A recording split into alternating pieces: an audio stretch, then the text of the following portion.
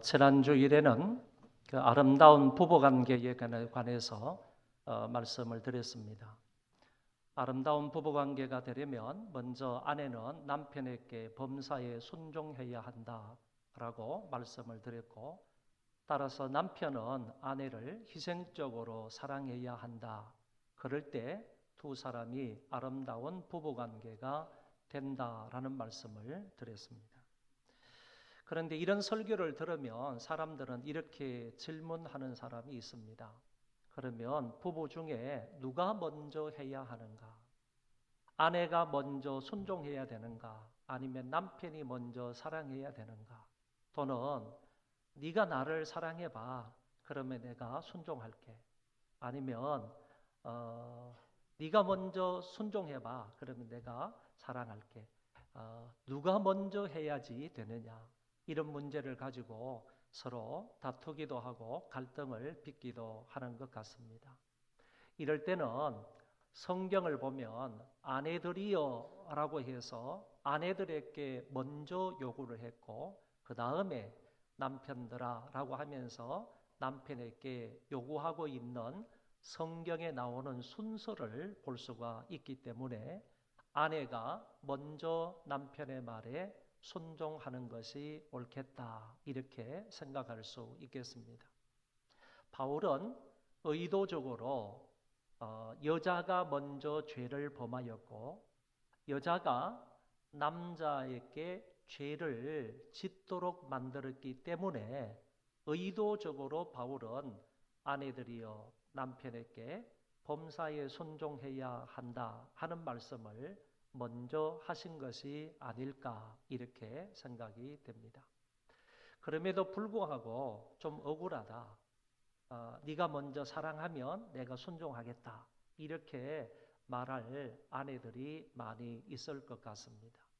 그런 문제로 서로 다투고 싸우기보다는, 갈등을 빚기보다는 그럴 때 가장 좋은 길은 바로 서로 먼저 하는 것이 좋겠다.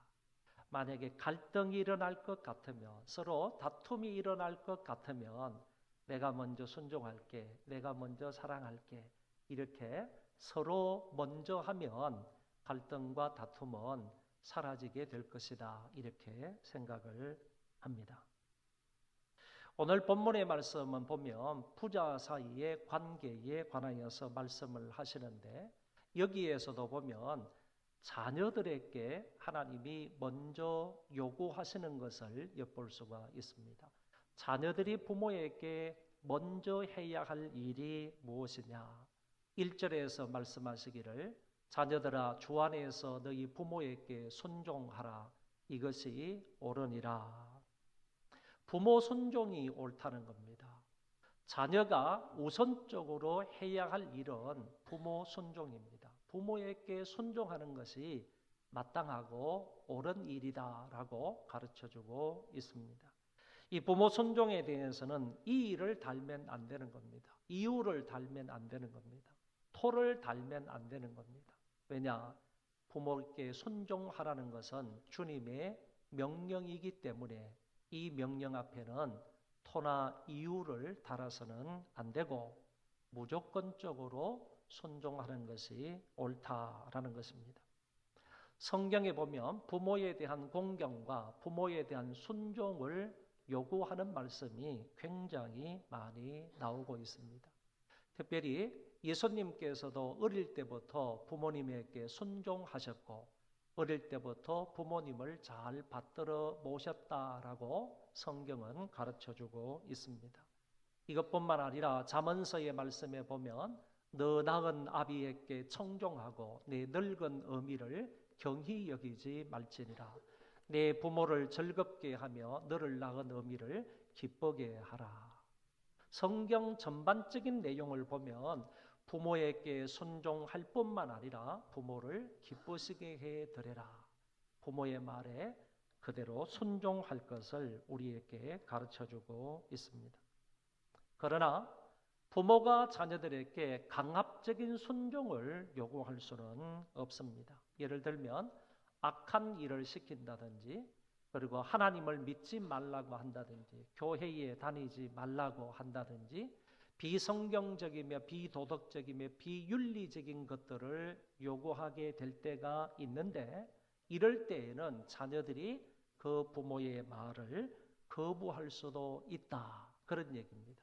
이런 의미에서 오늘 성경은 주 안에서 너희 부모에게 순종하라 이렇게 말씀하셨다는 겁니다. 그러니까 무턱대고 순종하는 것이 아니라 이럴 때는 순종하지 않을 수도 있다 하는 의미로 주 안에서 순종하라 이렇게 말씀을 하셨다는 겁니다. 잘못 생각을 하면 여기에 나오는 주 안에서 너희 부모에게 순종하라 하는 이 말을 주 안에 있는 너희 부모에게 순종하라 이런 말로 오해할 수가 있습니다. 그러나 주 안에서 너희 부모에게 순종하라 하는 말은 주 안에 있는 너희 부모에게 순종하라 하는 말이 아니다라는 사실을 알아야만 하는 것입니다. 여기 주 안에 있는 너희 부모라는 말은 예수를 믿는 너희 부모라 이런 의미를 담고 있기 때문에 믿는 부모에게만 순종하라 그런 말이 아니다라는 얘기입니다. 자식들은 자식된 도리로서 자기 부모가 믿지 않더라도 그런 부모에게 주 안에서 순종해야 한다 하는 말씀을 하고 있는 것입니다. 믿는 부모에게뿐만 아니라 모든 부모에게 자식들은 순종하라는 의미로 말씀하고 있는 것을 볼 수 있습니다. 그러므로 이 말씀은 우리 모두에게 이 자리에 앉아 있는 모두에게 다 해당이 되는 말씀입니다. 왜냐하면 우리 모두는 부모가 아닐 수는 있지만은 누구누구의 자녀임에는 틀림이 없기 때문입니다. 누구누구의 자녀임에는 틀림이 없는 저와 여러분들이기 때문에 우리의 부모가 믿는 분이든 안 믿는 분이든 그 부모에게 순종하는 것이 마땅하다라고 말씀드릴 수 있습니다. 성경에 마땅한 부모 공경인데도 불구하고 하나님께서 부모 공경을 하는 사람들에게 복을 약속해 주셨습니다. 저와 여러분들이 자녀로 태어났으면 마땅히 부모에게 순종하는 것이 옳다는 겁니다. 이거는 당연한 일입니다. 그럼에도 불구하고 당연한 일을 했다고 하나님께서 그런 사람에게 복을 약속하셨다는 것입니다. 내 아버지와 어머니를 공경하라. 이것은 약속이 있는 첫 계명이니 이로써 내가 잘되고 땅에서 장수하리라. 1절에서는 내 부모에게 순종하라 이렇게 말씀을 하셨는데 2절에 와서는 내 부모를 공경하라. 아버지 어머니에게 공경하라 이런 말씀을 하고 있습니다. 여러분 순종과 공경은 약간 다른 의미의 단어입니다. 그렇다면 어느 것이 먼저 이루어져야 하겠습니까? 순종이 먼저입니까? 공경이 먼저입니까? 아니면 공경이 먼저입니까? 순종이 그 다음입니까?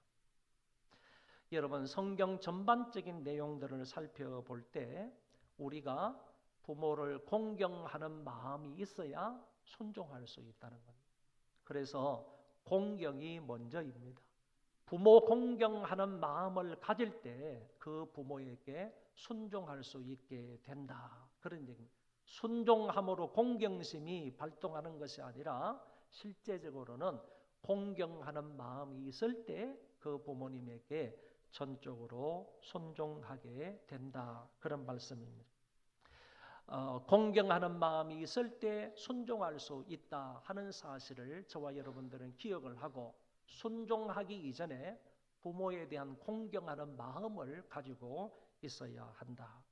그래서 공경이야말로 하나님을 섬기는 마음인데 그 하나님을 섬기는 마음으로 부모님을 섬기고 부모님께 효를 다해야 한다는 말씀입니다. 공경하다 하는 이 말은 값을 치른다, 치르다 하는 이런 의미를 가지고 있습니다. 값을 치른다는 겁니다. 이 값을 치른다는 의미가 공경한다는 얘기인데 오늘 저와 여러분들은 실제적으로 말하면 빚을 진 상태에서 살아가고 있는 거예요. 누구에게요? 부모로부터 빚을 진 상태로 살아가기 때문에 공경하는 마음을 다함으로 우리가 빚진 것을 갚으면서 살아가야 된다. 그런 말로 해석할 수가 있겠습니다. 우리의 부모님들은 우리를 낳아주신 그 은혜, 그리고 길러주신 그 사랑, 또 학교도 보내주시고 결혼까지 시켜주신 그런 사랑을 자녀들은 받으면서 살았습니다. 많은 빚을 지고 이 땅을 살아가고 있는 사람들이 자녀들이다라는 얘기입니다. 여러분, 부모로부터 가장 많은 사랑을 받는 때가 언제인 줄 아십니까? 보니까 생후 3년까지, 생후 3세까지가 부모로부터 가장 많은 사랑을 받는다라고 했습니다. 여러분, 3세까지는요, 정말 부모로부터 어느 부모든지 간에 많은 사랑을 친지들로부터도 받고 있는 것이 그 어린아이들입니다. 그래서 요새 신종어가 하나 생겨났는데 그 신종어가 뭐냐 하면은 에잇 포켓이라는 말이 있습니다. 8개의 호주머니, 에잇 포켓이라는 말이 나오는데 그 말이 무슨 말이냐 하면은 한 아이가 태어나게 되면 8사람이 호주머니를 연다는 거예요. 보세요. 양쪽 부모님들 4명이죠. 4명의 호주머니를 열고 그 다음에 부모님들 호주머니 6명이죠. 그리고 삼촌과 그리고 또 이모, 삼촌과 이모까지 합하게 되면 8명의 호주머니를 열어서 태어난 그 아이에게 사랑을 쏟는다는 거예요. 주위에 있는 사람들, 특별히 뭐 그 외에도 많겠지만은 적어도 한 아이가 태어나게 되면 8사람이 호주머니를 열어서 그 아이의 사랑하고 그 아이를 키우게 된다. 이런 의미로 에잇 포켓이라는 말이 신종어로 이렇게 나온 것을 보았습니다. 여러분, 이렇게 정말 3년 동안은요, 주위 사람들로부터 많은 사랑과 은혜를 받으면서 아이들이 자라가는데 애석하게도요. 그러나 그때는 자기가 얼마만큼 사랑을 받고 있는지 그리고 많은 혜택과 은혜를 받고 있는지를 전혀 기억을 하지 못한다는 얘기입니다. 그래서 자녀들이요, 부모의 사랑을 모르고 있는 빚이 알고 있는 것보다도 훨씬 더 많다는 거예요. 3세까지가 엄청난 사랑과 은혜를 부모로부터 주위 사람들로부터 받는데 그것을 모른다는 얘기입니다. 모른다는. 우리는 지금까지 살아오면서 겨우 그 이후로 말이지 이런저런 은혜로 인하여서 우리는 부모에게 감사하고 보답하려고 하고 그러기는 하는데 그게 아니라 우리가 실제적으로 그 부모의 사랑과 부모의 은혜, 그 부모로부터 빚진 것을 알지 못하는 것이 훨씬 더 많다라고 얘기할 수가 있습니다. 이 어머니의 마음이라는 여러분 그 노래가 있잖아요. 나실 제 괴로움 다 잊으시고 기르실 제 밤낮으로 애쓰는 마음 진자리 마른 자리 갈아 누이시며 손발이 닿도록 고생하시네. 하늘 아래 그 무엇이 넓다 하리요 어머니의 희생은 가히 없어라. 이게 어머니의 마음입니다. 부모의 마음입니다. 그 어머니의 마음 이것을 생각하면 자녀들이 부모로부터 어머니로부터 얼마나 큰 사랑과 은혜를 받으며 살아가고 있는가라는 것을 알게 됩니다. 공경은요 부모님의 끝없는 그 사랑을 기억하며 한평생 동안 빚진 자로서 부모님을 섬기며 살아가는 것을 의미한다. 이 말을 꼭 기억을 하면서 자녀된 사람은 부모의 공경하는 마음을 가져야 되고 그리고 나아가서 순종하며 살아야 한다라는 말씀입니다.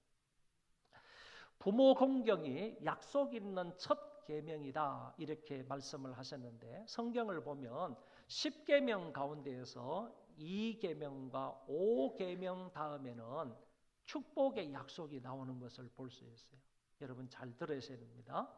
2계명 다음에 나를 사랑하고 내 계명을 지키는 자에게는 천대까지 은혜를 베푸느니라 이렇게 되어 있어요.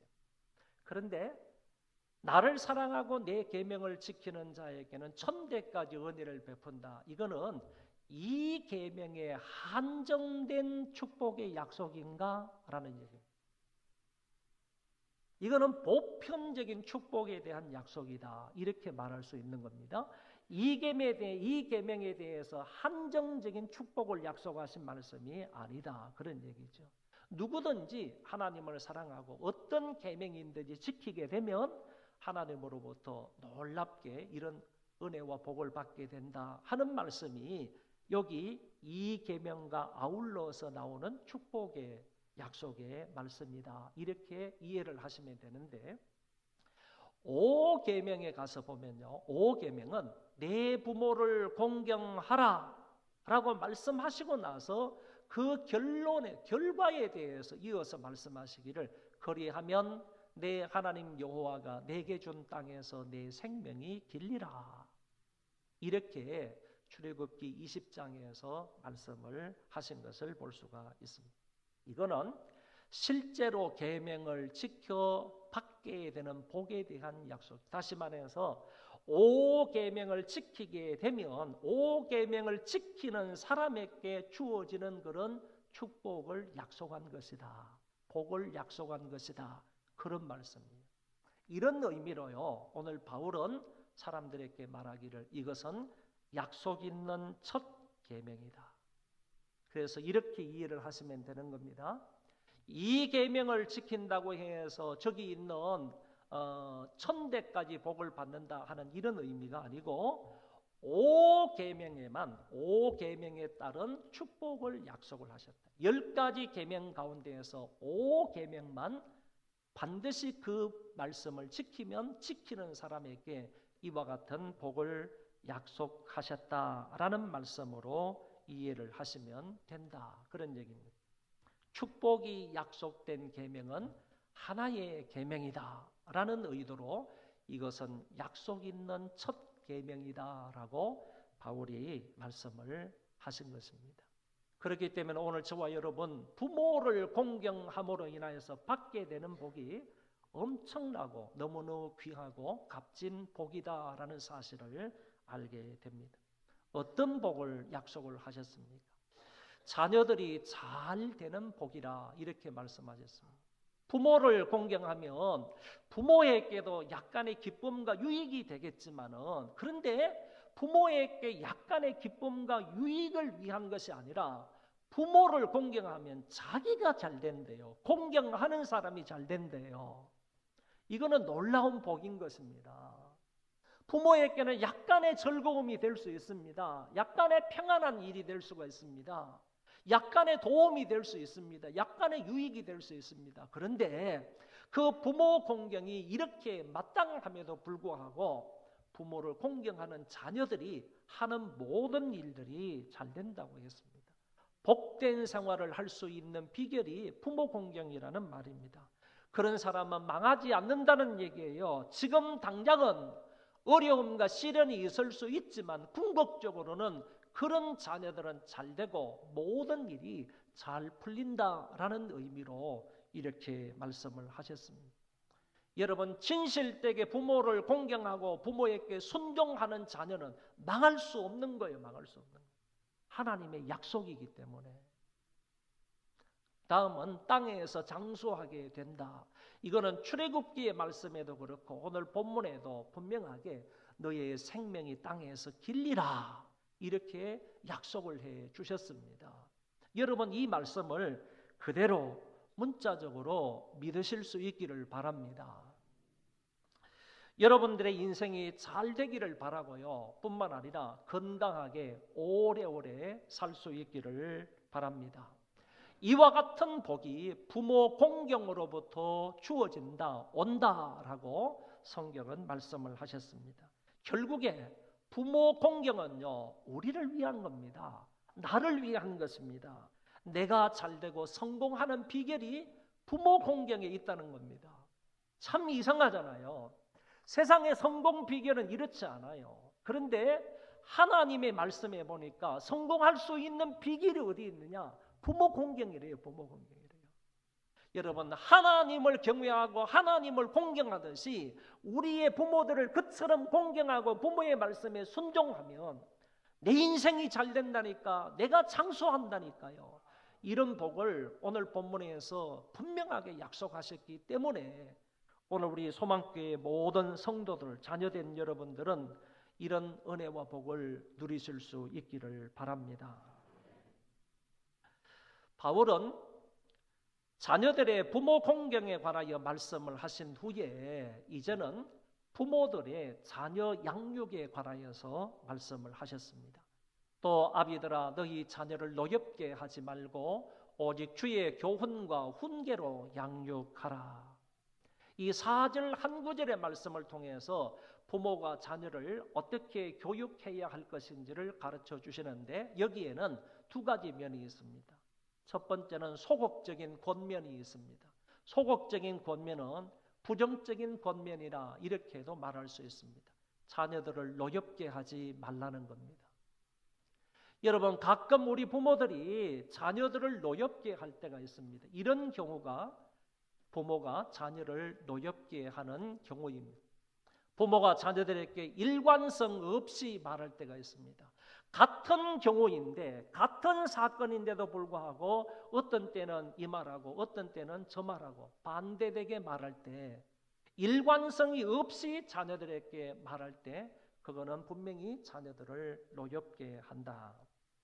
그리고 부모의 주관을 강압적으로 말할 때, 부모의 주장을 강압적으로 주입을 시키면서 내 말이 옳은 거야, 이대로 해야 돼 라고 하면서 자기의 주관적인 그런 주장을 강력하게 자녀들에게 어필하고 주장하는 것을 말합니다. 감정적으로 잔혹하게 말할 때 이 망할 놈이라고 하는, 나가 뒤져라라고 하는. 여러분, 이거는요 뭐 경상도에서 많이 쓰지만은 이거 정말로 무서운 말인 겁니다. 이 망할 놈, 이 망할 놈. 그래서 어릴 때요, 아무리 자녀들이 말 안 듣고 속을 썩인다 할지라도 그런 망할 놈 이렇게 하지 말고 데려다가 코를 풀면서 흥해라 그러는 것이 좋다라고 얘기하지 않습니까? 그러니까 부모들은요, 자녀들에게 절대로 망할 놈, 나가 뒤져라 말이지, 이런 말은 절대로 입 밖에 내지 말아야 되고요. 또 특별히 어머니들 속상하면요, 내가 너 같은 놈을 낳고 미역국을 먹었다니 뭐 이런 얘기 하는 거예요. 이거는 정말로 감정적으로 자녀들에게 잔혹하게 말하는. 이럴 때 자녀들이 노여움을 산다. 그리고 편애하는 거라든지 친구들과 이렇게 비교를 해가지고 편애하거나 아니면 형제지간에 자매지간에 이렇게 비교해서 편애하는 것, 그리고 무시하는 거예요. 특별히 이 무시하는 거는요, 인격적으로 무시하는, 자녀들의 인격을 무시하면서 행동하고 말하는 것, 그리고 육체적으로 학대를 가할 때, 이럴 때 자녀들의 노여움을 살 수 있고, 애정 없이 무책임한 방식으로 징계를 할 때요, 아이들에게 회초리를 가지고 때린다든지 그러면 괜찮은데, 이렇게 얼굴을 그냥 손으로 가지고 따귀를 때린다든지요, 뿐만 아니라 너는 이제 밥도 먹지 마라 그래서 막 하루 정도로 굶긴다든지, 그리고 아이들을 방에 가두어 놓는다든지, 이와 같은 것은요, 애정 없이 무책임한 방식으로 자녀들을 징계하는 것이기 때문에 이럴 때 자녀들은 분명히 노여움을 갖게 된다라는 것입니다. 부모들은 이런 말과 행동으로 자녀를 노엽게 해서는 안 됩니다. 다시 말하면 하나님께서 우리들에게 자녀들을 양육하라고 맡겨주셨는데 자녀들에게 이런 방법으로 교육하면 안 된다는 얘기입니다. 하나님이 맡겨주신 그 자녀들을 이와 같은 방법으로 훈육을 하려고 하든지 이끌어 가려고 하면 오히려 자녀들의 노여움을 살 뿐이다 라는 얘기입니다.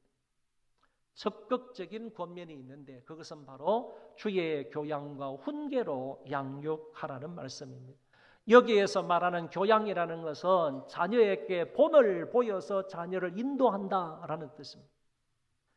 교양을 보여야 되는데 자녀들에게 본을 보이라 그런 얘기입니다. 신앙생활하는 모든 부분에 있어서 자녀들의 본이 부모가 보여야 되는 겁니다. 부모가 먼저 말씀대로 살면서 예배와 기도하는 경건한 모습과 삶을 자녀들에게 보여야 된다는 거예요.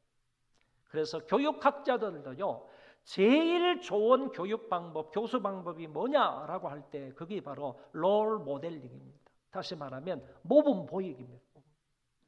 학생도 선생의 본을 보아서요, 선생의 그 가르침을 따라서 사는 것이고, 가정에서도요, 자녀들이 부모의 본을 받아서 부모가 신앙생활을 하는 것처럼 따라가는 거예요. 교회 학교에서는 선생들의 본을 보아서요, 그 학생들이 따라가는 거예요. 요새 오죽하면 이런 책도 나왔겠습니까? 선생들 절대로 학생들에게 가르치지 말라요. 가르치지 말래요. 교사들 보고, 선생들 보고, 교회 학교 선생들 보고 아주 유명한 교육학자가 그렇게 말하는 거예요. 제발 아이들에게 가르치지 말라. 무슨 말이죠? 모범을 보여주라요. 본을 보여주라는 겁니다. 그러면 학생들은 따라온다는 얘기지.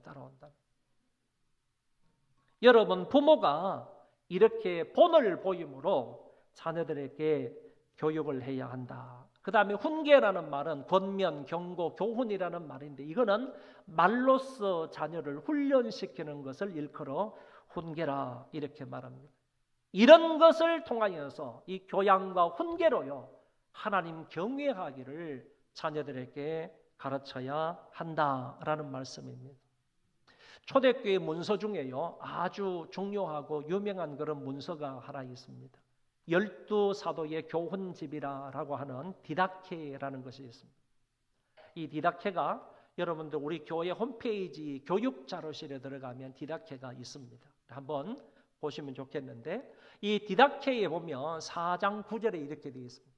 내 아들이나 딸에게 저주하지 말고 젊었을 때부터 하나님 경외하기를 가르쳐라.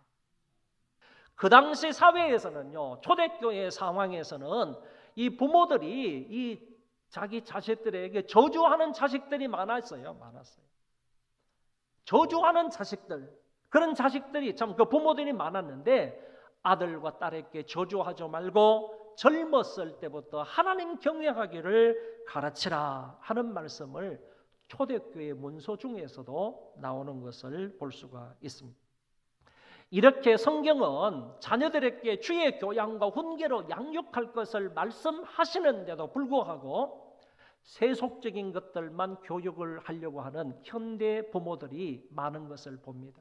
취미나 오락이나 공부나 스포츠나 음악이나 컴퓨터나 영어나 과학, 이런 것들에 몰두하고 집중해서 이런 것들에만 투자해서 관심을 갖는 그런 부모들이 많이 있더라라는 것입니다. 그러나 이것보다 훨씬 더 가치 있는 것이 주의 교양과 훈계로 양육하는 것입니다. 먼저 자녀들에게 복음을 전파해서 자녀들을 구원할 수 있기를 바라고요. 그래서 하나님의 자녀로 성장해 가도록 해야 합니다. 여러분, 어떤 의미에서 보면요, 내 자녀로 키우는 데는 한계가 있다는 거예요. 복음을 전파해서 걔네들을 구원함으로 인하여서 하나님의 자녀가 되어서 하나님에 의해서 길리움을 받는 자녀가 되게 해야 된다는 거예요. 내 자녀로 있는 것보다도 하나님의 자녀로 있는 것이 훨씬 더 안전하고 훨씬 더 이 아이들이 올바르게 성장해 갈 수 있는 겁니다. 그래서 자녀들이 교회를 다니지 않는다, 믿지 않는다라고 할 때는 반드시 여러분은 복음을 전파해서 자녀들을 구원해야 됩니다. 그래서 하나님의 자녀로 살아가게 해야 한다라는 것입니다. 자녀들에게 성경과 성경 위인전을 읽어주는 것이냐, 자녀들을 위해서 부단히 기도하는 것이냐, 예배를 어떻게 드리는지도 가르쳐야 됩니다. 설교를 어떻게 들어야 되고, 찬송을 어떻게 불러야 되고, 헌금은 어떤 마음으로 해야 되고, 11조는 어떻게 해야 되고, 성찬은 어떤 마음으로 참여해야 하는지 자녀들에게 소상하게 가르쳐야 한다는 것입니다. 기독교의 기본 진리를 가르쳐야 되고, 몸과 마음과 뜻과 정성을 다해서 하나님 사랑해야 된다, 이거를 유대인들처럼 가르쳐야 되고요, 성령과 믿음으로 충만하여 하나님의 일꾼으로 살도록 위해서 가르쳐야 되고, 그렇게 해야 하는 것이 마땅하기 때문에 우리 부모된 여러분들은 정말 작심을 하고요, 이런 교육을 할 수 있기를 바랍니다. 그래야만 자녀들이 늙어서도 하나님을 떠나지 않는 것입니다. 바라기는 우리 교회 모든 부모님들은 자녀 교육에 성공할 수 있기를 바랍니다. 고부 관계도요, 부모와 자녀의 관계 중에 하나이다 이렇게 생각을 해서 한 예를 들어서 설명을 하려고 합니다. 어느 집안에든지 가면 다 이 고부 간의 갈등은 없지 않아 있는 것 같습니다. 어느 며느리가 명절 전에 시어머니에게 이런 문자를 보냈습니다. 이 문자가 긴 문자인데 제가 한번 읽어보겠습니다. 아버님, 어머님 보세요. 지난번에 많이 외롭다고 하셨는데 나이 들면 다 그런 거 아닌가요? 그리고 그 외로움을 견딜 줄 아는 사람이 성숙한 사람이고요.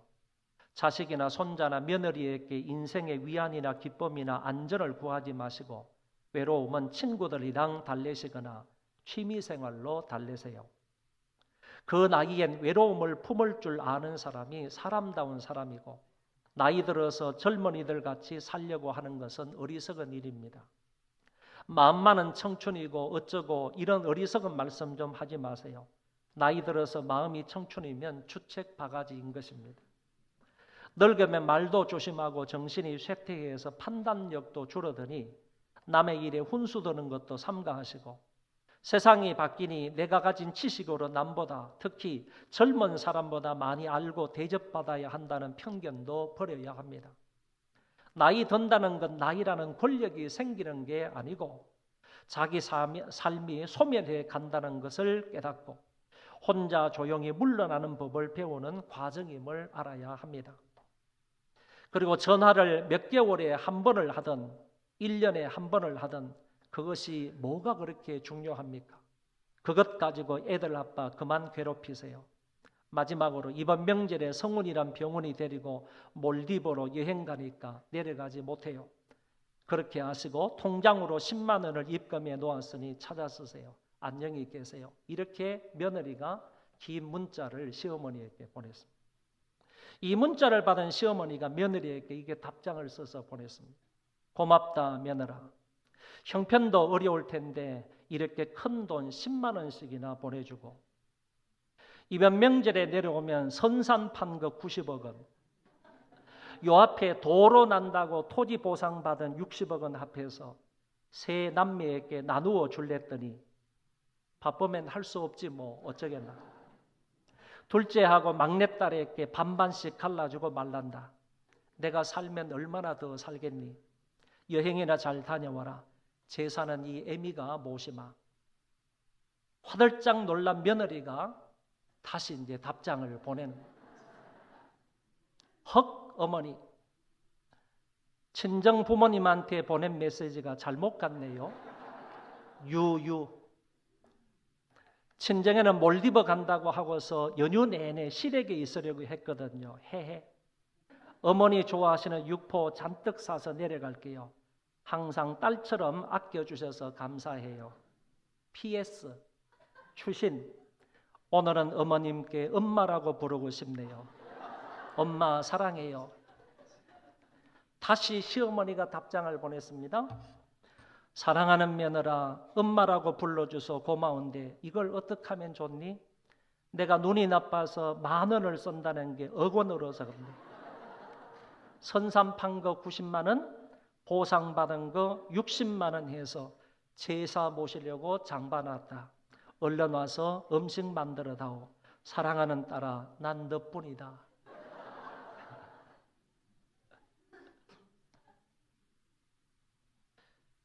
그런 다음에 며느리가 답장이 없었습니다. 그 며느리가 그 시댁에 갔겠습니까? 여러분, 상식적이고 좀 기본적인 입장만 잘 지킨다면 이런 문제는 좀 해결이 될 수가 있지 않을까 이렇게 생각을 합니다.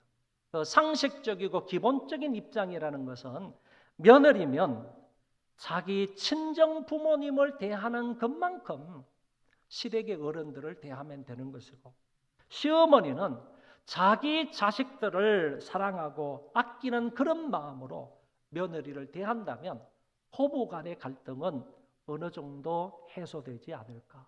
그래야만 정말 하나님이 원하시는 그런 아름다운 고부관계가 될 수 있겠다라는 생각이 듭니다. 오늘 두 가지 예를 들어서 설명을 함으로 오늘 설교를 마치려고 합니다. 작년 한 해 동안요, 노인상담센터에, 우리나라 노인상담센터에 노인 학대를 한다고 전화를 걸어와서 그것이 건수가 되는 건수가 몇 건수가 있었느냐 하면은 작년 1년 안에 3,000 건수가 있었다는 겁니다. 다시 말하면 우리 집에 노인 학대가 있었습니다 라는 것을 전화 상담을 했다는 거죠. 노인 학대 상담 전화라는 것이 있는데 그쪽으로 전화를 해가지고 그런 상담을 했던 건수가 3,000건이나 되는데 그 3,000건 가운데에서 가해자가 누구냐, 노인을 학대했던 가해자가 누구냐, 그거를 통계낸 것입니다. 자기 집안에 어른이 있었을 때, 그 노인이 있었을 때 가해를 한 사람이 3,000건수 가운데에서 60%가 아들놈이었고 25%가 배우자였고 10%가 딸이었고 기타가 며느리, 그 다음에 손자, 손녀, 이런 사람들이 부모에게 또는 할아버지, 할머니에게 폭행을 하거나 아니면 말로서 학대를 했다라는 그런 통계가 여기 나와 있습니다. 여러분, 결국에 가정에 노인이 있게 되면요, 그 노인들이 누구로부터 학대를 받는다라고 얘기할 수 있는가 하면은 자기의 가족들로부터 어른들이 학대를 받는다는 거예요. 특별히 여기 아들놈.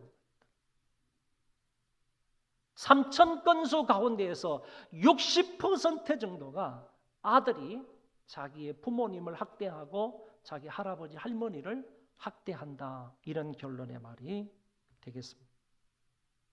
심각한 현상이지 않습니까? 긍정적인 이야기를 하나 하겠습니다. 옛날에 젊은 부부가 홀로 된 아버지를 모시고 살았습니다. 농사를 했기 때문에 여름철 날에 너무너무 바빠서 자기에게 있는 어린 아기 아이를 한 명을 할아버지에게 맡겨두고, 그리고 이 부부가 농사철이라서 밭에 농사하러 갔습니다. 일을 하러 갔습니다. 일을 마칠 때쯤 해서 어머니가 먼저 집안을 딱 들어왔는데 아버님이 그 마루에서 주무시고 계시는데 깜짝 놀랄, 기절 초풍할 일을 목격을 한 겁니다. 자기 아이가 할아버지 가랭이 밑에서 깔려가지고 죽어 있는 겁니다. 그런데 이 상황을 목격을 한 이 어머니가 가가지고 그 아이를 조용하게 할아버지 밑에서 빼냈습니다. 왜 그랬느냐 하면은 혹시 이 사실이 여기에서 발각이 되면 시아버지가 평생을 살아가면서 어떤 마음으로 사시겠느냐. 내가 깔아가지고 이 손자를 주겠다라고 하면 평생토록 그 시아버지의 마음이 어떻겠느냐. 얼마나 괴롭고 마음이 찢어지는 듯 하겠느냐. 그것을 그냥 감추어 드리기 위해서 아이를 살못이 빼가지고 자기의 품에 안고 아직 밭에서 일하고 있는 자기 남편을 향해서 달려가는 거예요. 그 아이를 하면서 막 울면서 아이를 안고 달려가서 자초지정 얘기를 다 했더니 이 아빠가요, 갑자기 이 아이를 뺨을 막 때려요. 뺨을 때리면서 이놈이 불효한 놈, 이 불효자식, 네가 할아버지에게 깔려가지고 죽으면 할아버지 마음이 어떻게 되냐. 할아버지가 연세도 많으시고 그러시는데 할아버지 마음이 평생 동안 어떻겠느냐. 그러면서 너는 불효자다 그러면서 따귀를 몇 대 때리니까 그 따귀를 맞고 이 아이가 벌떡 깨난 거예요.